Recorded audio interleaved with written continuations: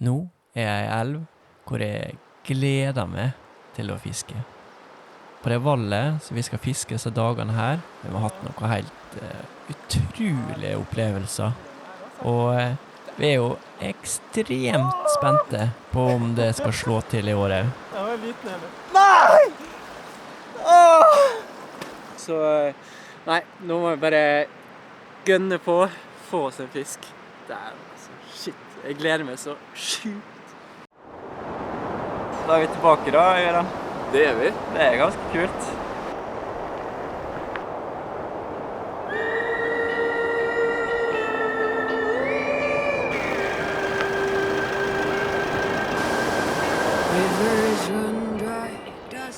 Hvor er du nå da?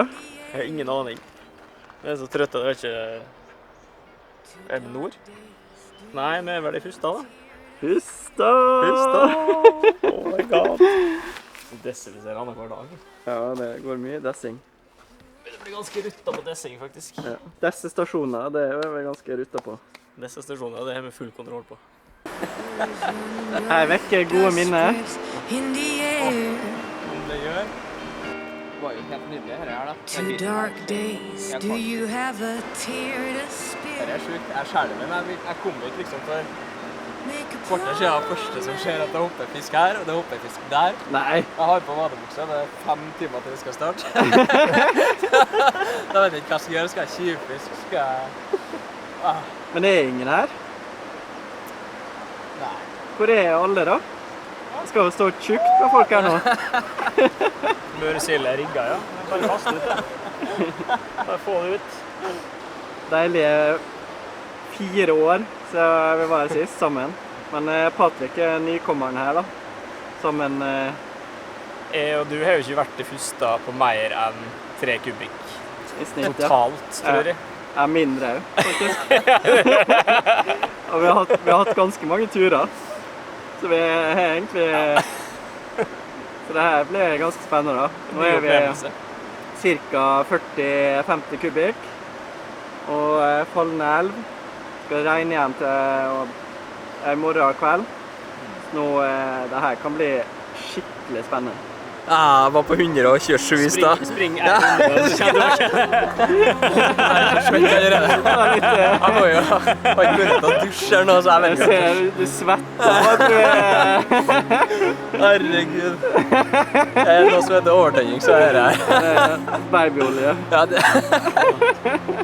Sånn hos stigen, ja. Så skal vi... Herregud. Nei. Dette kan bli noen fine dager. Ja. Håper det i hvert fall. Håper det. Det er mye som har forandret seg i løpet av disse årene. Ja. Fått flere kids. Ja. Og, 2 stykk. Og jeg har fått 1. Og det setter jo litt endring i livet, kan vi jo trygt si da. Ja, det kan vi trygt si. Ja. Nei, det her er fantastisk da. Fy søren. Det er 27-30 grader cirka i dag, så det er ganske heftig, men fy søren. Ja, det er nok så jeg har pølsefest. Det blir koselig oppe i takteltet i kveld, da blir vi 3 gutter da. Bare 3? Jeg beregnet 2 soveposer og... Sist vi var her, så 2 var per sovepose? Ja, sist kan vi være fest nede i Grendahuset her nede. Da ble det enda mer liv. Det, ja. Husker du hoven her, Gøran? Hva er det som skjedde der da? Du ropa? Se på formen på den da. Det bringer minner det der. Ja, det er sjukt.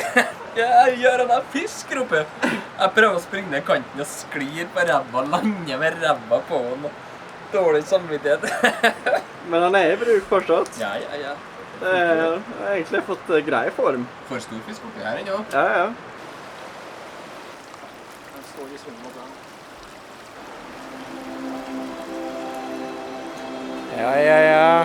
Da er vi her altså. Fy søren. Vi er på plass igjen 4 år etter forrige gang. Og vi har forhåpninger, men år i år, det er en bismak med tanke på at veldig mange av de store elvene er stengt i Trøndelag og sørover. Hoppbare fisk. Fy søren, det er så rått. Nei, vi er spente da, men det er godt litt fisk.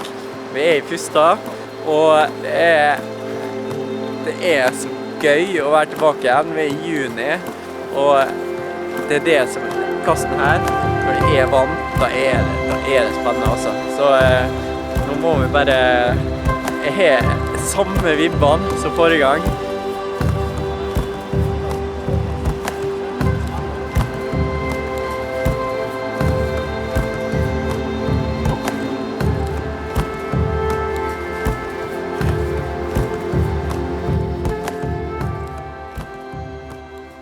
Fustad, det er en middelstor norsk lakseelv som i 2024 ble friskmeldt etter 10 år lang behandling mot gyro. Man har nå derfor åpnet opp en laksetrapp i nedre del av vassdraget for at fisken skal kunne reetablere seg i øvre deler av det vassdraget. Drives den forbindelse reetableringsarbeid der etter tiltakene er å sette ut smolt, yngel og rogn i øvre deler av vassdraget. Nå er vi i zone 1, som er i nedre del av elva, og grenser ned mot sjøen. Elva, den renner ganske hardt, et stryk ned til sjøen, hvor man får en fantastisk sipro. Her starter Patrick med korte kast, for her kan fisken stå tett inntil land. Hvor kult hadde det ikke vært hvis han fikk på en sværing her? Ja, da, men det er ikke fått ut klumpen ennå, så det kan jo snu.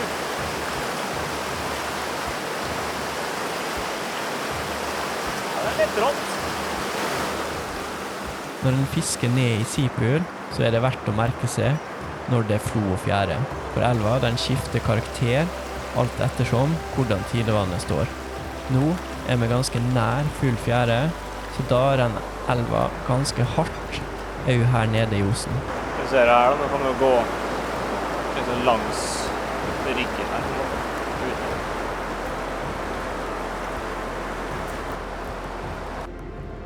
Patrick, han gikk til sengs, men jeg måtte nå ta et lite sveip før jeg kunne legge meg. Det ble en rolig kveld. Gutta har jo lagt seg, og jeg hadde et lite sveip, og da satt han. Jeg var ikke store karen, men fisk er fisk. Ny dag, nye muligheter. Første sveipet på morgenen, skal det smelle. Første sveip på morgenen der. Det blir å smelle. Må smelle nå. Hæ? Ja, det må jo smelle. Jeg tviler, hva faen, det er jo litt for stor fly.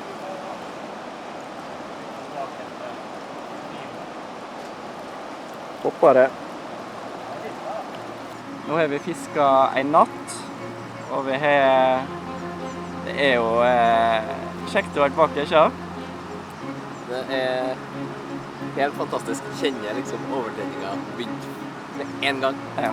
Forventningene og Vi det så, vekker minnene, liksom. og vi så fisk tidlig, og så det ligner veldig på, men vi har ikke samme bette da. Nei, men vi er litt tidligere nå, så mengden fisk er nok ikke helt likens. Det virker som det går litt smålagsvel i perioder nå, og vi har jo sett en god del sånn perioder i hvertfall. Nå var det bare å stå på. Vi fisket hver årgang over de mest giftige partiene på Valle, og så hadde vi oss noen turer der vi fisket over på de områdene på Valle hvor vi ikke fisket over hele tiden. Nå fisket jeg over nede i Sipru, og her så jeg en del fisk som viser akkurat der man så at strømhastigheten begynte å avta. Jeg tenkte derfor, hvordan kan jeg få fisken til å trigge til å ta flua mi her? Jo, da må jeg få opp farta på flua. Så jeg satt på en rekeflue og begynte å dra i snøret. Og den flua her hadde jeg fått av Kim i Anadrom Podcast.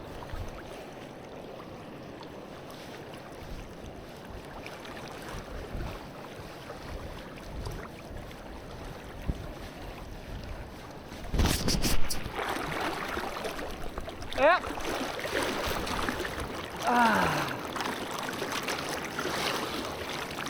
året i år er jo det er en litt merkelig sesong. Med mange stengte elver, og det kan vel, jeg vet ikke hvordan du bedømmer situasjonen her da, sammenlignet med andre elver.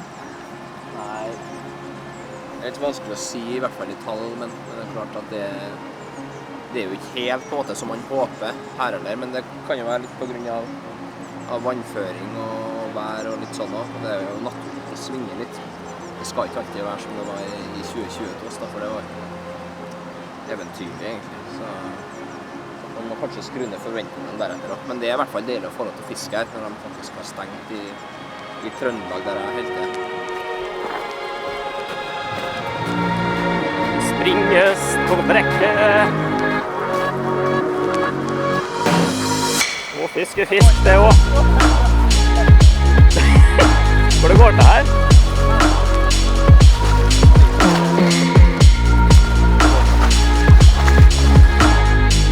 Farsjuk.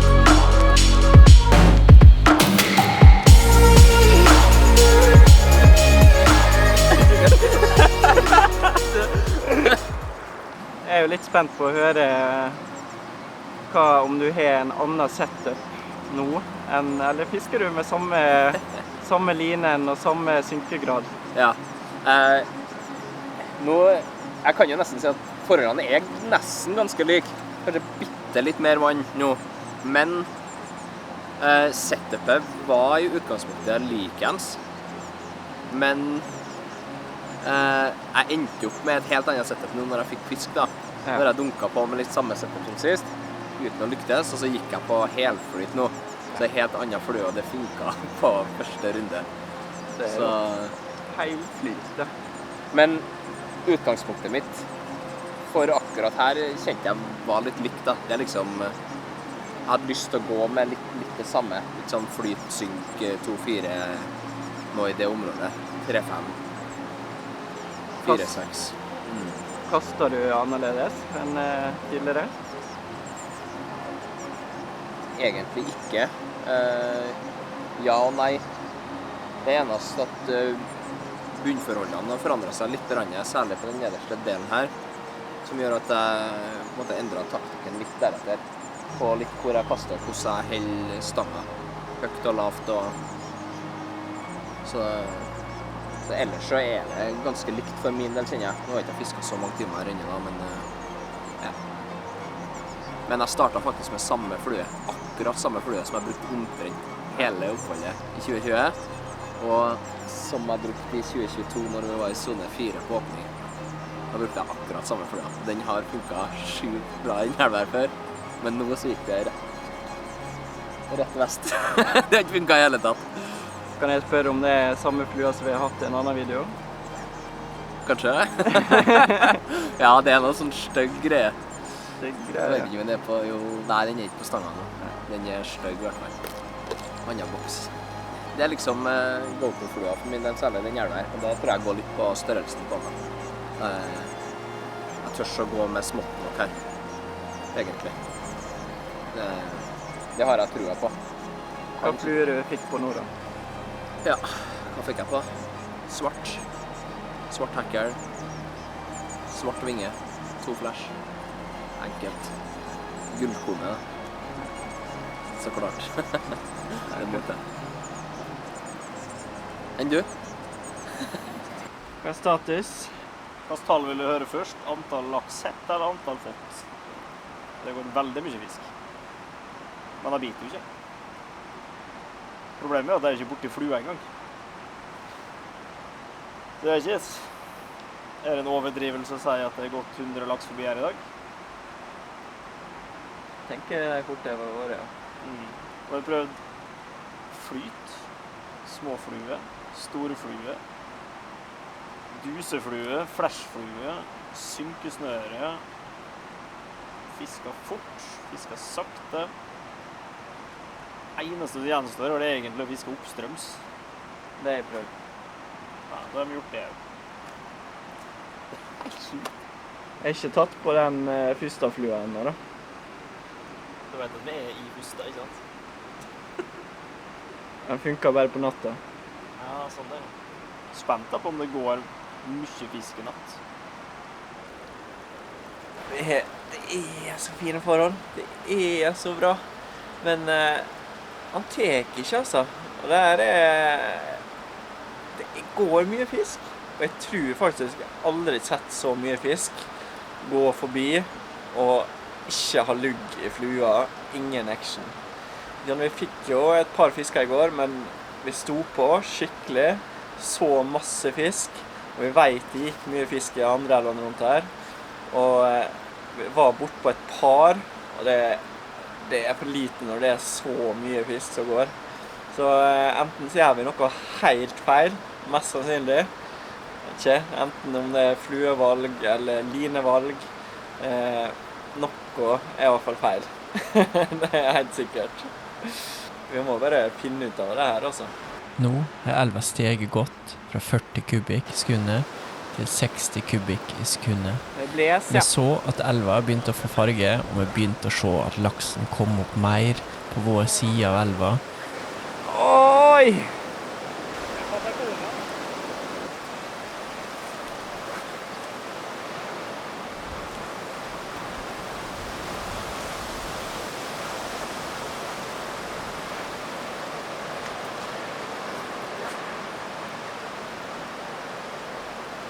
Noen sirkusutøver der.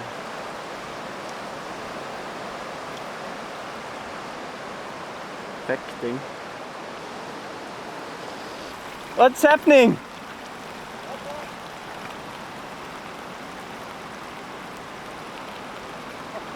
Hva i all verden er det der slags fisk? Hva er det som skjer? Ja, der ja. Deilig. Det her har vi jobbet mye for. Oi, oi, oi, oi. Det skjer noe som ikke har skjedd for alt for lenge. Landet den her. Det er deilig. Ja, større enn den som var tatt i går, tror jeg. Eller shrimpen. Det er rått. Der, ja. Åh, det er fin fisk, da. Ja, det er fin gris. Kult. Ja. Deilig. A little alley shrimp. Well, we try to help. Put on a alley shrimp. We have fished now for 10 days without a take, and and then suddenly. This British dude comes along. Yeah. Put on a good British fly. Maybe it's a British fish. Maybe not every fish has a sea lice on it in the sea. Nydelig. We're off. Gratulerer. Da var det min tur til å fiske over. Og spenninga, det var stor. Nå man tydelig kunne se en endring i adferden til fisken.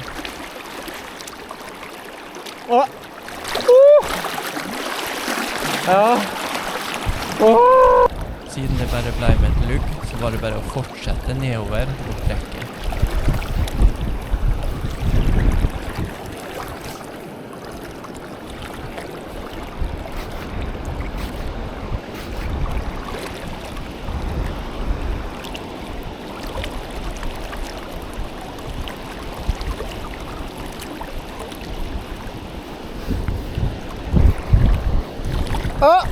Ja.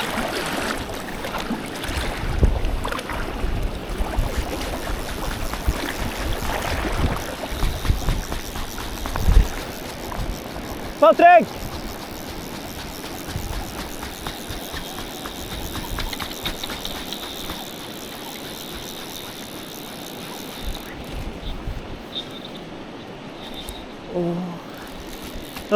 Skjelven. Det kjøres fisk. Rista sånn.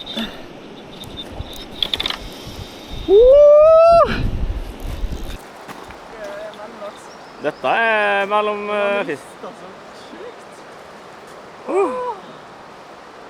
Endelig. Tok langt ned. Han tok helt på flat linje med sist. Sånn er skjelven. Endelig ha på noe som er litt større enn den mort. Det er jo utras, du. Første Oi! utras. Vi må ha noe film. Dette har ikke skjedd før.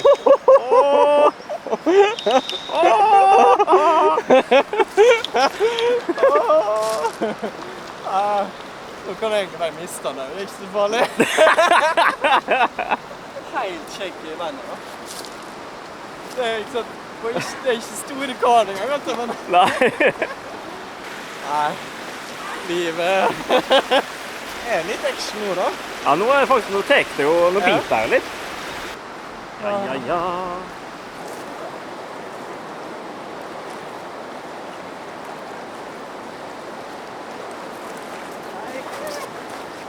Deilig.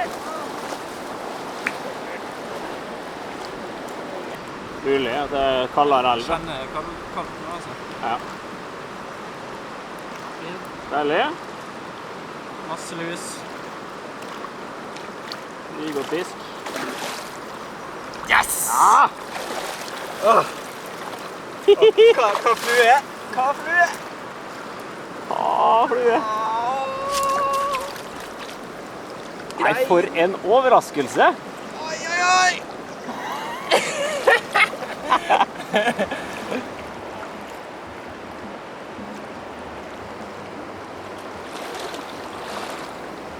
Det er minus 12, tror jeg det. Nei, 12 grader bare det var. Men du kommer her. Nå som vi alle hadde fått fisk, så var vi rolige til sinns og tok livet med knusende ro. Det er jo verdt å bruke tid på flere av områdene oppover på det vallet her. Så jeg og Patrick, vi tok oss en tur oppover på vallet, til blant annet der jeg fikk laks første kvelden. Her er jeg brukt å få fisk egentlig rett ut for de steinene her. Ja. Og så har jeg fått, det ligger noen steiner her bakpå. Ja. Og der, akkurat sånn 3-4 meter utenfor der er de ofte tatt da. Så tek de akkurat utsida der. Du trenger egentlig ikke kaste så veldig langt da. Nei, Egentlig. egentlig ikke. Men vi har sett fisken hoppa egentlig er jo litt uti da. Og så egentlig er ganske langt ned på brekket der da. Ja, jeg har lagt merke til det. Det er langt over brekket. Så det er faktisk verdt å fiske liksom helt ned til bølgene. Det er det. Vi fortsatte oppover elva, videre oppover mot grensa til zone 2 med Trongøra. For der har man et veldig spennende strekk. Vi har jo fra øya, der er jo grensa. Ja. Og så går det en renne på andre siden her. Så går det egentlig helt opp i skogen. Ned til den steinen der. Ja, ok. Og Du da... må kaste over. Ja, du bør jo kaste så langt du klarer da. Men den ene jeg var borte på i går, den tok litt midt ut i elva. Ja, men det ser jo ut som at sånn som nå på vannstand her da. Så ser det jo en sånn strømrand på siden her, og så er det litt av sånn slakke i midten. Ja. Og så er det strømrand igjen før blanka innerst. Det ser ikke noen grunn til at laksen ikke skal gå midt ut i elva her nå. Nei, og den jeg fikk i 2020, den tok midt uti. Ja, det er riktig. Det var her oppe da. Og Gunnar fortalte oss jo nå i stad at det var jo her de for ned når de skulle ha laks før. Jeg gikk bare ned til steinen her, og så... Ja, gikk bare rett ned til steinen, og så, eller på oppsida, kastet over og bort til han. Og da var det som regel bare å plukke seg 2 stykker da. Så jeg tenker at det her, nå skal vi prøve å gjøre det samme da. Ja, enig. Det er alltid et godt tegn når jeg sier at i gamle dager så gikk det på den steinen og hentet laks. Ja, det var mer fisk, men det er jo tenkt på det, og der det var best da. Så vi prøver det. Det er litt mye vatten her nå i dag da. Men jeg vet ikke, er du sjekket vannstand i dag? Nei, men jeg tror det er rundt 60. 60 kubikk i dag da, kanskje. Skulle jeg kanskje ha hatt, på 40 var det kanskje, jeg var nesten på 50 da kanskje i går. Da gikk det an å gå egentlig på utsiden av Harstrømmen her. Der er litt stillere parti. Og da fikk man fort en meter eller 2 mer da, ut. For man bør helst komme så langt ut som mulig her da. Men jeg har fått fisk midt i elva her da. Det tror jeg det er god mulighet.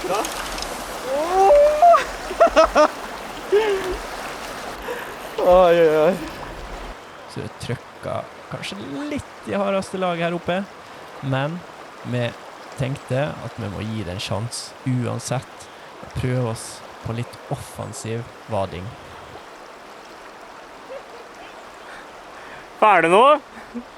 Å ha ei ekstra lang stang med ei ekstra lang line til de lengste kasta, det er en taktikk som har gitt meg flere laks som jeg aldri ville fått hvis jeg ikke hadde hatt den komboen. Her fisker jeg med en 15,9 foter NT11, der jeg kombinerer en 3D pluss compact med en 15 fot spiss for å få ekstra lengde på fluekastet. Så jeg får fisket effektivt på motsatt side av elva, hvor jeg tror det er størst sjans for å få fisk. Her hadde jeg 2 takes i går, og jeg fisket over helt opp i skogen på motsatt side.